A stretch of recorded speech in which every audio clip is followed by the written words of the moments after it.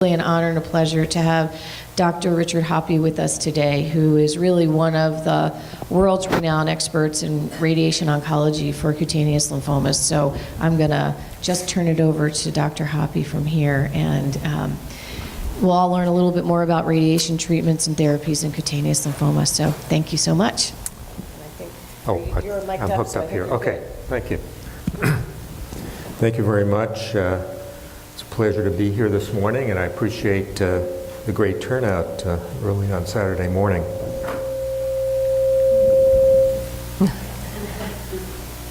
Okay, we're okay. So I'll see if I can work this device just as well as Florence. Much better, I'm sure. Okay. I have a weak thumb.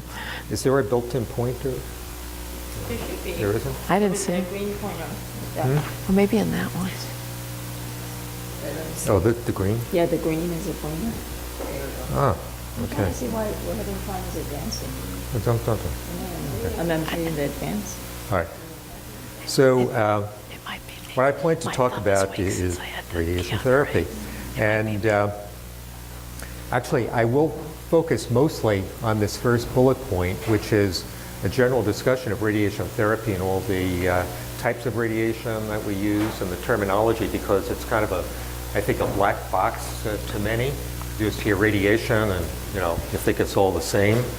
And even many physicians in other specialties don't really understand the distinctions. So mostly a general discussion, then I'll just talk a bit about the outcomes for cutaneous B-cell lymphomas, which we haven't yet touched upon, but I think nobody raised their hand, I think, with respect to other lymphomas, but so this will be a little educational, and then outcomes on the common cutaneous T-cell lymphomas, and focusing on anaplastic large cell lymphoma and mycosis fungoides. Yeah, let's see. Okay. Maybe it's not me. So, with respect to radiation therapy, we will talk about the two major types of ionizing radiation that we use. Okay. One is X-rays or photons, and the other is electrons. We'll talk a bit about the distinctions, the different characteristics.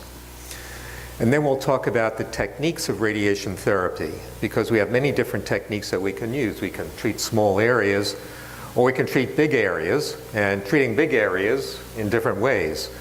We can use electrons to treat just the skin, or we can use X-rays or photons to treat the entire body through and through, or sometimes we just treat the lymph nodes. And then we'll talk a bit about the terminology with respect to radiation dose. Okay.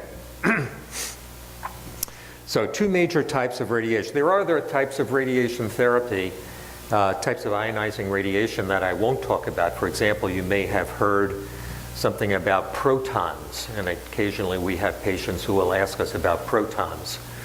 Protons are not a form of radiation that is useful in treating skin diseases. Potentially, if there were visceral or lymph node involvement, but it's very, very rare that protons would be used. Really, we talk about the common types of ionizing radiation, X-rays, and electrons. Okay. So let's first take X-rays. These are produced by a linear accelerator, most commonly, a medical linear accelerator. These are large machines, we'll show you a picture later, that are common in every department of radiation oncology. Linear accelerators replaced Cobalt machines. So those of you who've been around for a while may have heard of Cobalt machines. And those were devices that actually had radioactive cobalt in them. And that was the source of the X-rays, or in the case of cobalt, you would call them gamma rays. Okay? But Cobalt machines have generally been replaced, certainly in this country, and even around much of the world, by medical linear accelerators. The photons that are generated by medical linear accelerators are commonly used for deep lesions, but there's another type of machine that can produce low energy X-rays called a superficial therapy unit that could be used for treating lesions on the skin or superficial tissues. One of the main characteristics of X-rays, which I'll also show you diagrammatically, is that X-rays will not stop in normal tissues. They just keep going. And you can think of, like, if you had a chest X-ray that uses X-rays, that those X-rays go right through you. They don't stop partway through your chest, okay? And likewise, the X-rays that we use for treatment will go through and through, okay? The only way you can stop them is with lead shielding, and depending on the energy of those X-rays, various thicknesses of lead shielding up to several inches. Okay. Then the other major form of ionizing irradiation is electrons. Electrons are produced also by a medical linear accelerator, so same device as for using photons or X-rays. Electrons are used almost exclusively for treating superficial lesions. You can have very high energy X-rays to treat tissues deeper down, but in practical terms, they're not used that way. They're used for treating superficial lesions. The main characteristic of electrons that makes them preferable to X-rays in treating skin disease is that they will penetrate only to a certain depth, and then they stop, okay? And we can control the depth of penetration by the energy of those electrons. So we can dial up the energy of the electrons if we want something to penetrate more deeply, or dial down to treat very superficially.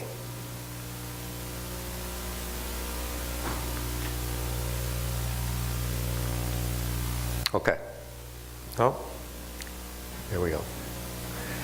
So this is a little diagram of the skin, and Lauren already introduced you to the different areas of the skin. So there's the epidermis, and then the dermis, and then the subcutaneous tissue. The measurements here are in millimeters. So this is a centimeter, which is less than half of an inch, okay, right here.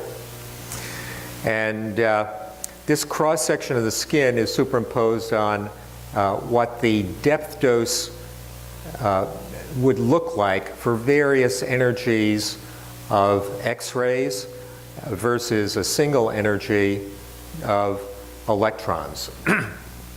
So if we look at this electron curve, here's the surface of the skin, okay? You can see the hairs coming down here.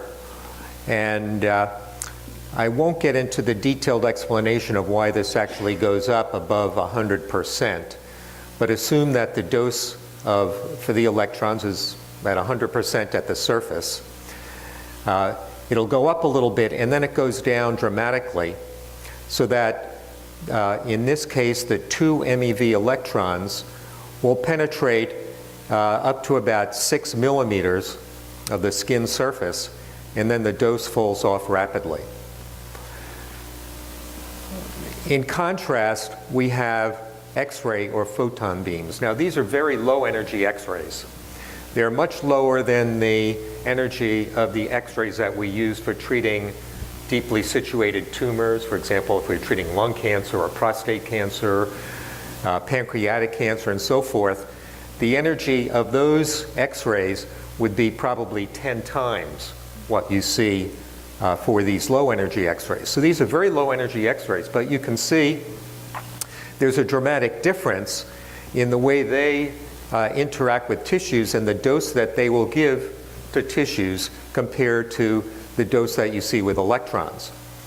So with this energy of photons, which is 200 keV, you don't need to remember that, but that's a very low energy. You can see that even though it's a very low energy, it barely falls off in the dose that it's giving down to a depth of 1.5 centimeters. So that means that everything to that depth is treated basically with 100% of the dose. With lower energy X-rays, the dose does fall off faster. Okay? However, if you're thinking about treating very superficial disease located near the surface, with these lower energy X-rays that don't penetrate so deeply, the dose actually falls off quite substantially, even in that very shallow depth. Yes? I'm not a scientist. Okay. I don't understand a lot of this. I have been exposed to increasing doses of millijoules. Okay, I just learned that word when I got Millijoules? UV. Sorry? Ultraviolet. Oh, okay. I want to know what is happening to me has to do with what you're talking about. I don't get it. Yeah, totally different, because that's not ionizing irradiation. Yeah, see, I'm, Okay. so I look at this and I go, radiation therapy, so I'm not getting it. I'm getting sort of something easy to do with what I'm doing. Correct. Yeah. Okay. But this I think makes the point of why electrons are so valuable in treating surface lesions. Okay. Yeah. Yes. I heard just last week, and I'm not sure if this is true, but I heard that the low X-rays, you can see more with them than you can with the lunar accelerator. Is that true? That doesn't seem true to me. I'm not sure what you mean by that. Can see more. Well, there are more. First of all, how does it compare to ultrasound? Is ultrasound different? Yeah, ultrasound is totally different. Totally different. So I've heard, ultrasound though, there's more slices, right? You can see a lot more. Or you're supposed to be able to see a lot more. But in terms of what you can see between the two that you're comparing. Okay. So I think you're confusing radiation for treatment with radiology imaging. Okay, because you're saying X-ray, that's why. Yeah, okay. I'm glad these questions are coming up because, I might tend to make certain assumptions, even though I realize, this is a lay audience, but sometimes I may be using terms that you're not familiar with. So please, any other questions, don't hesitate. But that helps me. yeah, diagnostic imaging like CT scans and so forth, totally different field. I mean, we use that a lot, not so much in treating the skin, but I use that a lot when I'm treating patients with systemic lymphomas, okay? Deeply situated lymph nodes. So I use that modality, but that's a totally different specialty, okay? All right, so what do these machines look like? The medical linear accelerator on the left is a huge machine. It rotates on a gantry, so it can rotate all around the patient. This is where the radiation beam comes out, okay? The distance from here to here is probably about 8 feet. It's a pretty big machine. When we're treating systemic disease, systemic lymphomas or solid tumors, patients are lying on the table that you see here. The machine can treat from different directions, even from underneath a patient, okay? This is a superficial X-ray therapy unit. This is the unit here, and it's only about maybe 12 inches long, so it's a really tiny machine compared to the medical linear accelerator. So this is what we would use for low energy X-rays. This is what we use for electron therapy or also high energy X-rays.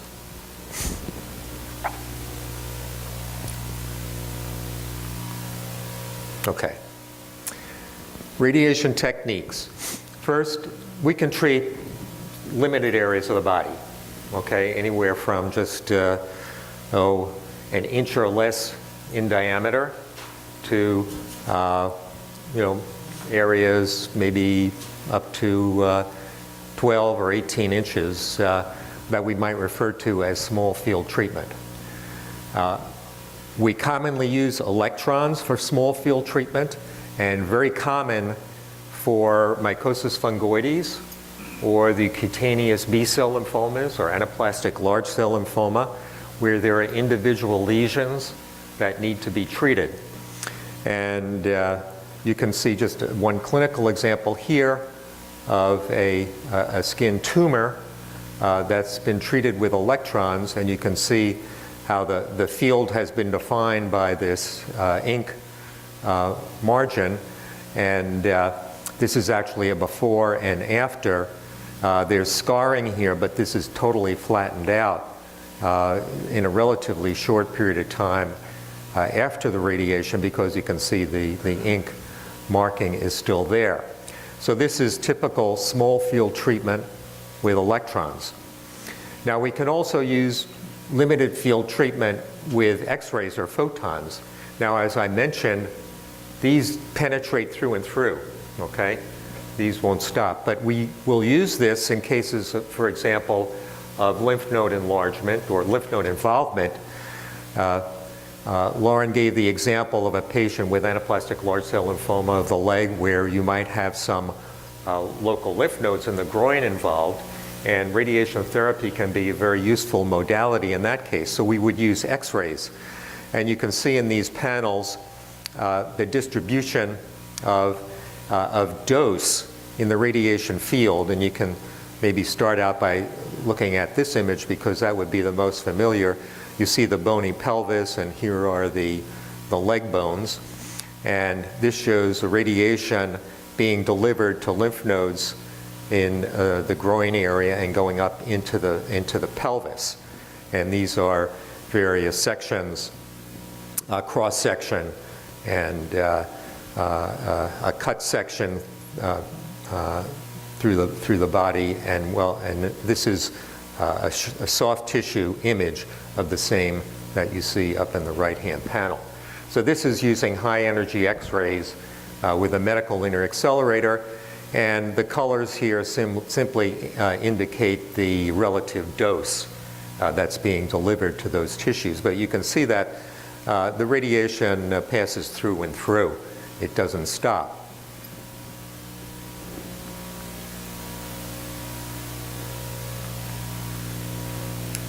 Okay, I need to advance. Okay. So with small field treatments with electrons, some of you may have had these treatments. Generally, it's a limited number of treatments or fractions. We call it one treatment a fraction. So it's usually 3 to 8 fractions given over a period of several days. When we treat small areas or limited areas with photons, then it's going to be 4 to 10 fractions for superficial lesions. Or for the deeply situated disease, it's going to be 12 to 20 fractions, so usually daily. So at the extreme, there might be, and this is daily, 5 times a week, might be as long as 4 weeks of treatment for treating those lymph nodes. Whereas for treating these small areas on the skin surface, it's usually just a few treatments. And the number of treatments is really defined by the dose that we ultimately want to achieve, okay, because we know from our clinical experience that certain doses are required or are adequate for reliably getting rid of local disease. But we also take into account the area of the body that we're treating, whether there may be relatively different skin sensitivity, or where we want to definitely avoid any cosmetic effects. So for example, if I'm treating a lesion on the face, I'll treat much more slowly because I think there'll be less cosmetic effect ultimately than if I were to use higher doses. But if I'm treating something on the thigh, then I can use a higher daily dose, get the treatment over more quickly, and not be as worried about cosmetic effects as if it's a lesion on the face. Okay, large field treatments. The most common large field treatment that we deal with is in mycosis fungoides, total skin irradiation or total skin electron beam therapy. And this is a mock-up of how the treatment is given. This is a mannequin. Patients would actually have a thin paper gown when they're treated. So the linear accelerator is at some distance, usually it's close to 10 feet from the patient. Patient is in a restricted area defined by these bars because that's where the area that the radiation dose will be delivered. You can see it's much different than a patient being treated conventionally on the treatment table. And the treatment machine is actually angled downwards for part of the treatment, and then it'll rotate and directed upwards for part of the treatment. That's what enables us to get a very even dose from head to toe. If you were just to aim the beam straight at the patient, you would have a high dose centrally and a very low dose peripherally at the head and at the feet. So this allows a very even dose from head to toe. We use 6 different positions. You saw one in the previous mock-up. These are the 6 different positions from the front, from the back, and then at 4 angles with the arms and legs in certain positions, so that gives a maximum likelihood of getting an even dose over all of the body surfaces. Regardless, it is very challenging to get a perfectly even dose. You will sometimes see lower doses, maybe in the armpits, or maybe higher doses on the hands, and we have to take that into account for individual patients, and sometimes introduce some shielding for those areas if they're having unusual reactions. This is referred to as the Stanford technique because it was first developed at Stanford in the late 1950s, and variations of this are pretty typically what are used worldwide for total skin electron beam therapy. Yeah. The dose level, if you kind of hit them, the dose level would be on the eye of the stage, with your decision having to do that with how many radiation you get. Yeah, I'll touch on that, but this is a good, this is a good place to mention it as well. It does depend somewhat on the severity of the skin disease. Over the years, we have used different doses, gradually building up the dose and then realizing that we could also back off on the dose.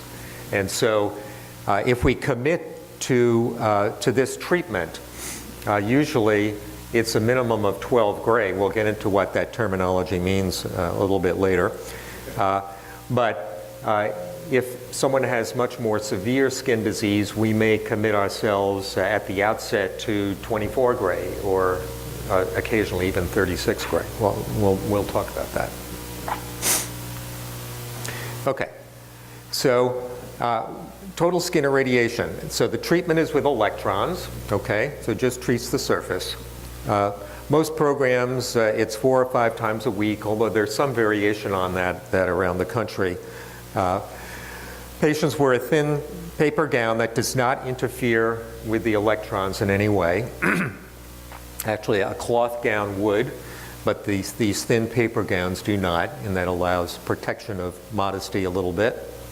The effective depth of penetration is only 7 to 8 millimeters, okay? So that's about 1/4 of an inch. So the only organs that are affected, or tissues, are just tissues within that depth, and nothing deeper. In terms of what needs to be protected from the radiation, the only thing that definitely needs to be protected are the lenses of your eyes, because they are within that depth, and the lenses of the eyes happen to be sensitive to radiation. Radiation will ultimately induce cataracts. Just as long-term exposure to the sun will induce cataracts, well, exposure to radiation can induce cataracts. And so we protect the eyes, and we can do that either with external shields, so patient closes their eyes and little lead discs are placed over their eyelids, or if there happens to be involvement of the disease either on the eyelids or very close, you don't want to shield them, we can actually numb up the surface of the eye with a couple of drops of topical anesthetic and then slip some sort of contact lens shields made of lead or equivalent substance under the eyelids, okay? So that the eyelids themselves would be exposed to the radiation. Now with either of these techniques, that means that you can't see during the time that you're getting treated, which makes it a little challenging, but there are touch points on the frame and so forth that patients can kind of keep themselves oriented, and there's good audio and visual communications with the therapist staff that's conducting the treatment, where they can talk to you while you're inside the room and see the position you're in and say, okay, move your left foot a little bit further forward or raise your right arm a little bit more. Or if necessary, they can go in the room. Takes not a couple minutes, but it takes time to open the door to the room because these are very heavily lead shielded doors. So you can't be running in there every minute. So having the audio and video connections makes things much faster. If patients have had cataract surgery, that's the one group where we don't have to use any shielding, and they can keep their eyes open. There won't be any, there isn't any adverse effect on the lens replaced for patients that have had cataract surgery. Now, shadowed areas do need to be treated separately, especially if there's involvement there or nearby. So that, for one example, the easiest one to understand is the soles of the feet. Okay? You're standing on the soles of your feet. There's not going to be any radiation dose there.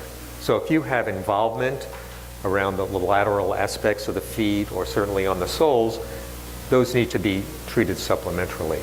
And the way we do that is then in a more conventional way for radiation therapy. You're lying down on the treatment table and closer up to the machine, and the machine is directed at the feet. And there again, we still use electrons, still use low energy electrons, so the depth of penetration is not very deep. Now, we can also shield areas that we don't want to treat that might otherwise be exposed to the radiation beam. So for example, we can shield the scalp if somebody doesn't have involvement of the scalp and they don't want to temporarily lose their hair, because temporary hair loss is a problem. You remember from those diagrams that the hair follicles are within the depth of penetration of electrons, and so patient would have temporary hair loss, and we can avoid that by using shielding of the scalp. We can also shield the entire face and scalp, everything from the neck up with certain techniques. And we've even, on occasion, shielded half the body. So occasionally patients will have generalized disease just on the upper half of their body or the lower half, and we can treat that, just the upper or lower half, with electrons using this technique.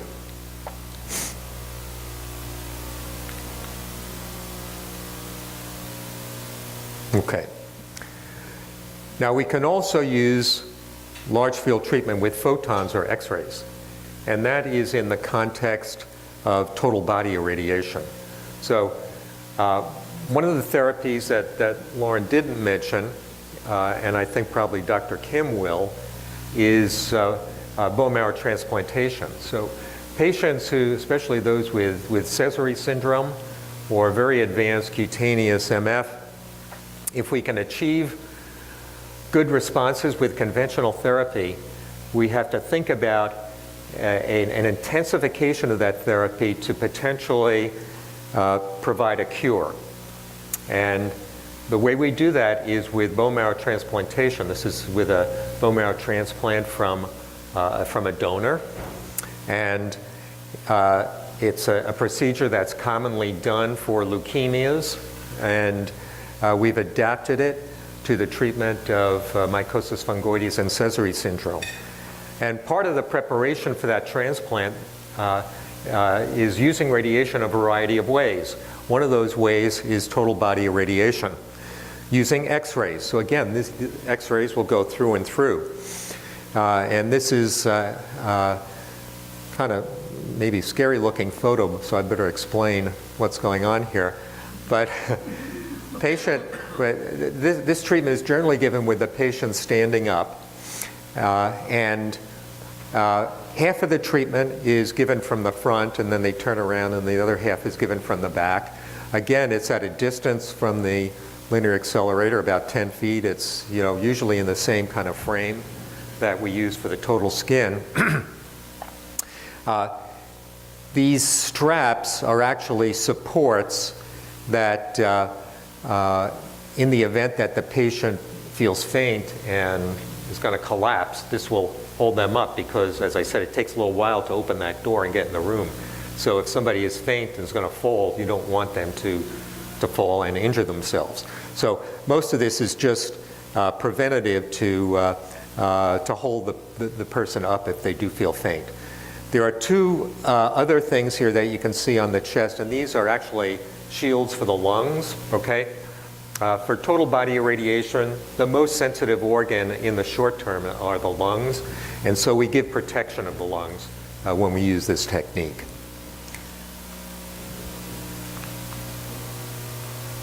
Okay, so again, the TBI is largely in preparation for a transplant. The treatment is with photons, okay?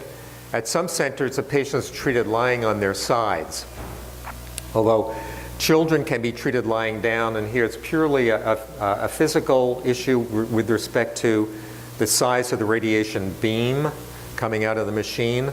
If it's a very, it can be a shorter distance if the field is shorter. So kids, short, you can treat with them lying down, but to get the large field size necessary for treating adults, they had to be treated at a distance. And the number of treatments will vary, actually from 1 to 11, quite a large variation, depending on the type of transplant and the dose that you want to achieve. And the only organ that requires shielding here is the lungs. Now, I realized that I skipped over one thing. I don't know if I missed a slide or if I didn't put it in there, related to the total skin irradiation, so I want to just talk about that, forget about this slide for the moment. And that is, I forgot to talk about side effects, okay? Because there are side effects. And it's going to be dependent on dose. So I mentioned in the response to the question from the gentleman here that we can use different doses depending on how bad the skin disease is. Most commonly right now we're prescribing a dose of 12 gray. And with 12 gray, the side effects are fairly limited. There will be temporary hair loss if the scalp is not shielded, okay? There'll be some weakening of the nails at the nail base. And because of that, it might be easy to snag the nail on something, and if the nail is weak, you might rip it off, and that would be very uncomfortable. So I always advise patients to trim their nails as low as possible to avoid that. And gradually, that weak area at the base of the nail grows up and out and is fine. There may be temporary sort of sunburny type effect on the normal areas of skin, although it's usually very mild with a dose of 12 gray. Occasional patients have a very brisk reaction in the patches and plaques of disease. And they have that very brisk reaction, then we modify the treatment, or we use topical measures to alleviate that reaction. That doesn't happen often. It may actually be a good thing. It may be indicative of an intense immune response against the disease. Now, when we go to higher doses, then of course all of those effects are going to be magnified. Okay, so hair, for example, if we get up to 24 gray or 36 gray, then hair loss, hair may not grow back completely, and at 36 gray, patients would definitely be unhappy with respect to hair regrowth. Also, with those higher doses, 24 or 36 gray, then you may have temporary nail loss. Now, that nail loss is not painful as long as, again, you don't snag the nail on something and rip it off. But what happens is that the nail is weak at the base, it grows up, and gradually the nail falls off, and there's a new nail underneath that's grown up about halfway on the nail bed, and that's not painful when the nail loss occurs in that way. Sometimes with the higher doses of radiation, you can have effects on the sweat glands and the distribution of where you might sweat. So some people find that they have more sweating on their scalp and less sweating under their armpits, just because of differential loss of sweat glands in different areas of the body related to the radiation.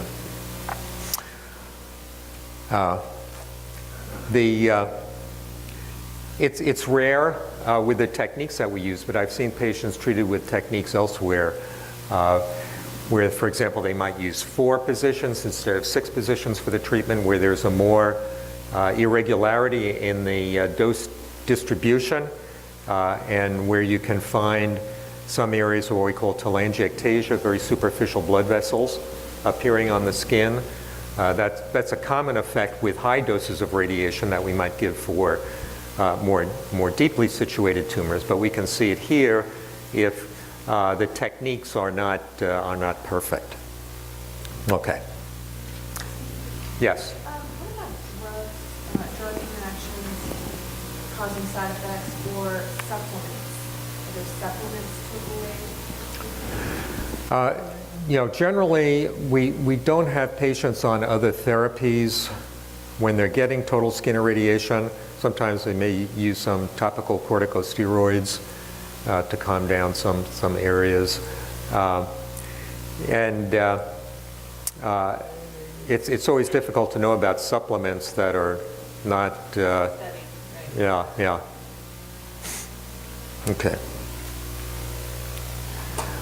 Okay, another form of large field treatment is called total lymphoid irradiation, or TLI. This is a form of radiation that we use at Stanford for our transplant program, that is to prepare the patients before they have their donor bone marrow infusion. And this is radiation directed at the body's lymph system. So this is roughly the distribution of the major lymph node groups in the body. Now, we have lymph nodes all over the body. But these are the major lymph node areas, and this is the spleen. The program that we use, this radiation is in combination with a drug called ATG, or anti-thymocyte globulin.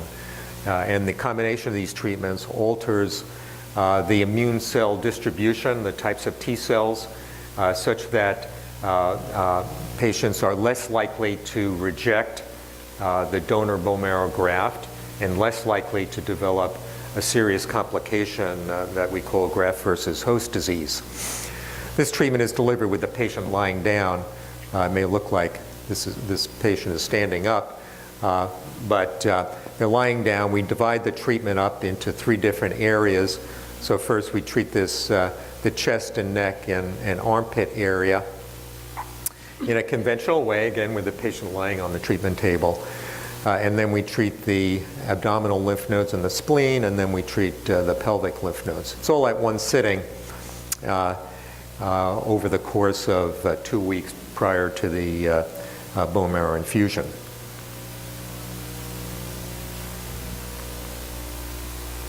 Okay, so it's part of the prep for transplant. We use X-rays. Patients lying down, half of the treatment from the front, half from the back, and it's usually 10 treatments prior to the transplant. Yes? Why do you need radiation for transplant? Well, If you just start out with the thought, okay, we're just going to take bone marrow from somebody else, okay, and put it into the patient, that's not going to work because the body is going to reject that bone marrow. It's foreign, okay? So basically, there are two things you need to do in preparation for a transplant. You need to clear out marrow space for the donor marrow to take up residence, okay?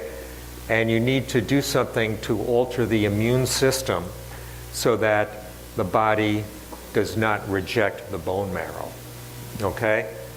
And the total lymphoid irradiation mainly does the latter. That is, it alters the immune system so that the body doesn't reject the bone marrow. The total body irradiation clears out the bone marrow to, make room for the donor bone marrow to take up residence, okay? The TLI does a little bit of that because there's a lot of bone marrow in that area where the TLI is distributed. So you can do bone marrow transplants without radiation, okay? You can use just high doses of chemotherapy to clear out the bone marrow, okay? And alter the immune system. We find, and various institutions have their preferences for how they prepare for the bone marrow transplants. And in our group at Stanford, we've developed the TLI ATG preparation procedure and find it very effective because, as I said, there's a lower rate of graft versus host disease. And so that's why we use that approach.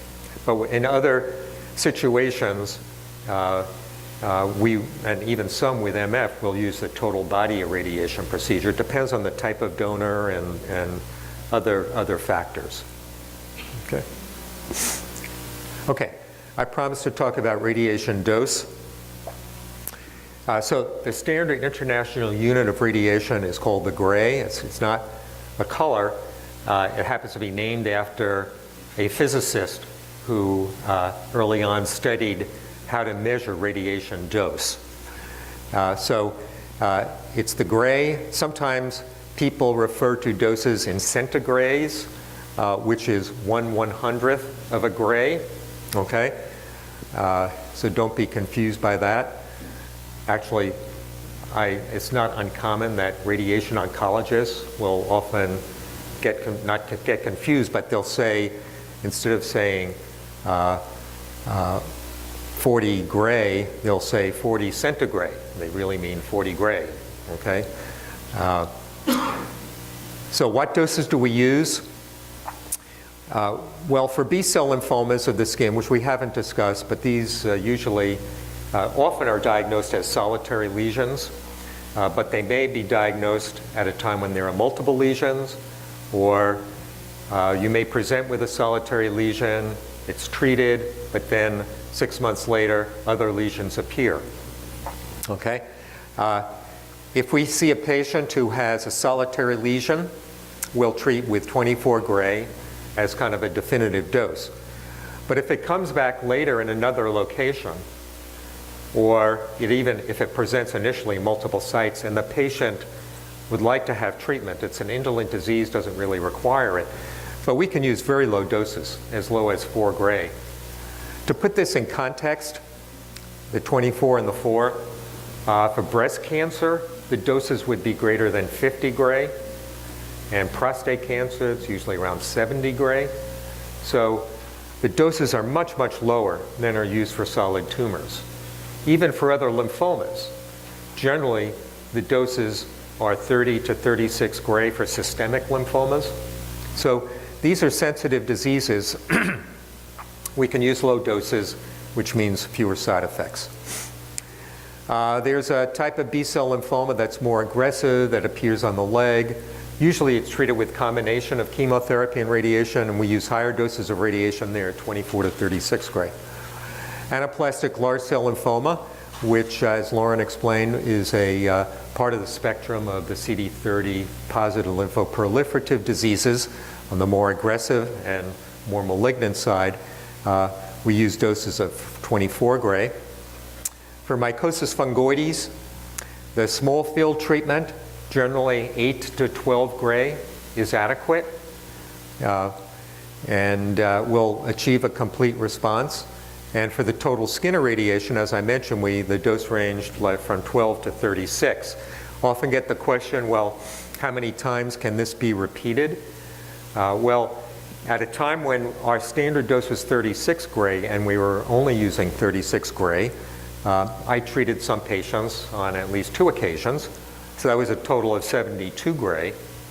So you can figure if you're using only 12 gray, you might be able to do that as many as 6 times, and potentially even more. And that was part of the rationale for backing off to 12 gray, because it could be done multiple times. Prior to transplantation, the TBI, total body irradiation, doses range from 2 to 13.2 gray, and the total lymphoid irradiation, we use 8 gray. And all of that depends on the type of transplant that's being done. Okay, just a couple slides about outcome. And again, we haven't said much about cutaneous B-cell lymphoma. This table is from the Dutch group that has a very good series of patients and very good follow-up. And the 2 common types of B-cell lymphoma are primary cutaneous marginal zone lymphoma, primary cutaneous follicle center lymphoma. And this shows the number of patients, the complete response rate, and the relapse. Now, relapse in this context does not mean the disease coming back in the place where you treat it. It means disease coming back elsewhere, okay? And the top 2 rows here are radiotherapy and excision surgery, okay? And that's where most of the patients are, 132 and 75. Complete response rates are 99% for either treatment, okay? So if you have a small cutaneous B-cell marginal zone lymphoma, you could cut it out or you could radiate it and have equivalent control rates. Most often we'll radiate because when you excise it, you need to have reasonable margins and you might have a scar or some cosmetic effect, whereas with the radiotherapy we can give those larger margins and not have the potential cosmetic effect. But in either case, the relapse is close to 50%. So I tell patients, well, we treat this lesion, we will get rid of it, but the odds are 50-50 that something's going to come back, maybe in the next year or so. And if it does, we can treat it or we can watch it because it's an indolent disease. And the results are similar for the primary cutaneous follicle center lymphoma, 99% complete response rate and 47% relapse rate. That's for radiotherapy. Some patients with this disease were treated with chemotherapy. And 100 patients treated with multi-agent chemotherapy, the response rates were only 85%, and still half the patients had the disease coming back. So clearly, the potential risks and complications of having multi-agent chemotherapy for a tiny little lesion of B-cell lymphoma is not justified. So I suspect they have altered their treatment approaches. This is a retrospective look at how their patients were treated, and then they now probably just use radiotherapy or excision. Okay. Anaplastic large cell lymphoma, as Laura mentioned, these isolated lesions, they don't go away. Occasionally they can, or they may just regress partially and they require treatment. Usually they are bigger than you would want to excise surgically. And we do irradiate these. We did an international study. It's not a common scenario, but we did an international study a couple of years ago looking retrospectively at multiple institutions at the dose of radiation that was used, because we didn't know what is the proper dose of radiation for these patients. And so this is the dose range from low to high, lesions treated, complete response rate here. And you can see that almost no matter what dose of radiation was used, that the complete response rate was very high. And we didn't have many patients who had doses much lower than 30 gray, but we recommend, based on these data, a dose of 24 to 30 gray for treating isolated lesions. Mycosis fungoides doses. 2 large retrospective series looking at dose. In both cases, using doses of 8 gray. So this can be delivered in potentially just a single fraction, most commonly in 2 fractions, okay? Complete response rates better than 90% in both series, and relapse risk in the short term, and this is defined as relapse back in the area where you treated, okay? Relapse risk less than 10%. Okay, so we have great confidence in using radiation locally for controlling individual sites of disease. Total skin irradiation, getting back to that issue of what dose to use. Over time at Stanford, we had increased the dose. Originally doses of 8 to 12 gray, gradually increased to 36 gray, which was the standard dose that was established actually back in the late 1960s. But that was at a time when, if you were to look at the list of effective agents for MF that Lauren showed, it might be just like 3 lines long. And so radiation was really pushed to the maximum, okay? Now with all of those other therapies, we don't need to be quite as aggressive with the radiation. We can use lower doses, and lower doses can achieve fabulous responses. Now, we sometimes talk about complete response, meaning you have no evidence of disease, or you can have an overall response where there might be some little patches of disease left, okay, but it's not a complete response.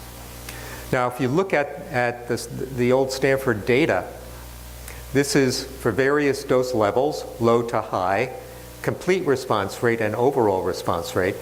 Well, complete response rates went from 52% to 100%, to 75%, excuse me. But the overall response was even 96% at the lower doses, okay? And although the complete response rate increases, you get a high overall response rate even with the lower doses, and that's what encouraged us to back off.